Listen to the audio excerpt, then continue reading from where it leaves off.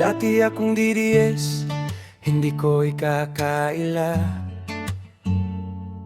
Buong puso kong ipinagtanggol ang bandera.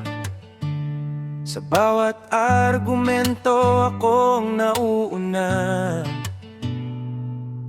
Akala ko noon kami lang ang may tama.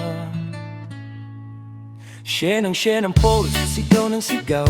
Kahit kulang sa sagot, todo pa rin ang galaw. Minot ko pa ang mga nagtanong lang naman. Akala ko noon kalaban ng katotohanan. Pero habang tumatagal may bumigat sa isip. Parang may mali sa galit na paulit-ulit. Hindi na usapan, puro sigawan. Hindi na prinsipyo, puro sambahan.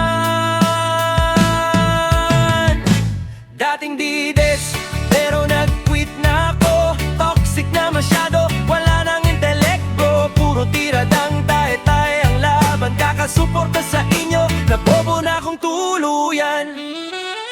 Dati akong naniniwala sa matapang na salita, na ang dahas daw ay sagot sa problema. Pero habang tumagal may nakita akong iba. Mga mahihirap ang laging nadadapa. Balita ng patayan, naging pangkaraniwan. Mga tanong sa hustisya, biglang nawawalan. Kapag may nagduda agad, tinatawag na kalaban. Unti-unti kong nakita, pati ako nadadamay. Hindi na debating nangyayari sa paligid. Kapag may ebidensya, biglang tahimik. Kapag may tanong, ikaw pang mali. Doon ko naisip, hindi na ito para sa'kin. Dating dides, pero nag-quit na ako. Toxic na masyado, wala nang intelekto. Puro tiradang tae-tae ang laban. Kakasuporta sa inyo, nabobo na akong tuluyan. Hindi ka hinanang umalis sa mali.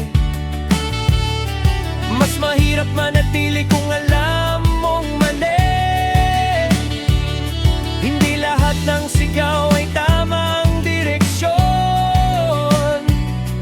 Minsan ng tapang ay gamitin ng konsensya. Hindi ko nahahayaang maging bulag muli. Sa galit, sa yabang, sa maling paniniwala. Kung mahal mo ang bayan, dapat handa kang umalis sa ingay na pumapatay sa katwiran.